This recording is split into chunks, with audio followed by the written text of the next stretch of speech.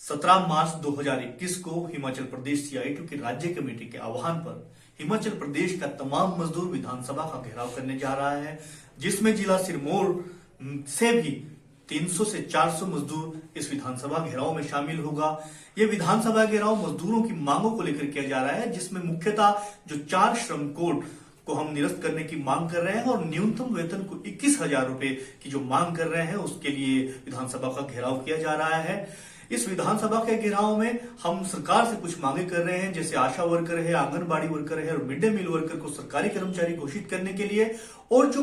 Mid day meal worker जो भी multitask worker स्कूलों के अंदर रखे जा रहे हैं उसमें मिड डे मील वर्कर की ही नियुक्ति हो, और प्री नर्सरी के अंदर जो अध्यापिकाओं की भर्ती हो रही है उसमें हम आंगनबाड़ी वर्कर्स को प्राथमिकता देने की बात कर रहे हैं। यह विधानसभा घेराव मनरेगा मजदूरों के लिए जो काम की गारंटी का योजना है उसमें 100 दिन का भी रोजगार दिया जाता है। हम मांग कर रहे हैं कि ये गारंटी को बढ़ाकर 200 दिन किया जाए और जो कॉन्ट्रैक्ट, फिक्स टर्म और आउटसोर्स के आधार पर नौकरियां दी जा रही है इन्हें खत्म कर और आउटसोर्स वर्करों के लिए एक स्थायी नीति लाई जाए और ये आउटसोर्स पे रोजगार ना देकर उन्हें नियमित रूप से जो सरकार के द्वारा भर्ती किया जाए। और तीसरा जो इसमें हमारा मुख्य मुद्दा है कि नई पेंशन नीति को खत्म करके जो ओल्ड पेंशन स्कीम जो पहले चलती थी ओल्ड पेंशन को बहाल किया जाए, जिससे प्रदेश के कर्मचारियों को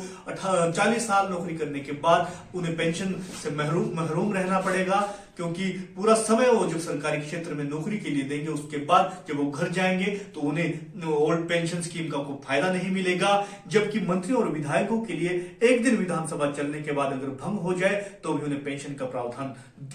है उनके लिए। इसके अलावा जो बिजली कर्मचारी है, जो आउटसोर्स पे बिजली कर्मचारी, अभी 1500 कर्मचारी जो बहाल किया है, उनकी बहाली के लिए ये विधानसभा का घेराव किया जा रहा है। और 108 का जो ड्राइवर है, 108 में जो काम करने वाले कर्मचारी है वो पिछले 9-10 साल से काम कर रहे हैं और 12-13 घंटे की ड्यूटी के बाद उन्हें मात्र 9,000 रुपए वेतन दिया जाता है। और जबकि उच्चतम न्यायालय के निर्देश के बाद जो उनका वेतन में बढ़ोतरी की, जो उच्चतम न्यायालय ने भी बात की, उसके बाद भी उनके वेतन में बढ़ोतरी नहीं की गई। और जो इसमें हमारा मेन मुख्यतः मुद्दा है कि हिमाचल प्रदेश के अंदर जो जितने भी उद्योग है सभी उद्योगों के अंदर 80% जो हमारे हिमाचल के ही मजदूरों की वो भर्ती की जाए। और इसी आह्वान को सफल बनाने के लिए हम सभी प्रदेशवासियों से और सभी मेहनतकश मजदूरों से आह्वान करते हैं, मेहनतकश जनता से आह्वान करते हैं कि आने वाले 17 मार्च को इस विधानसभा घेराव को सफल बनाएं।